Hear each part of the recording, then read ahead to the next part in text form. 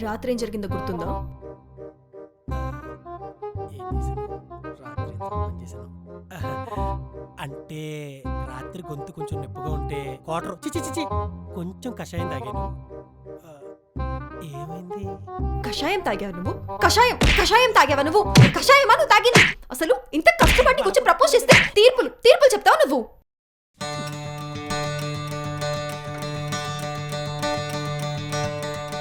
ఏంటి ప్రపోజ్ చేసావు నాకు?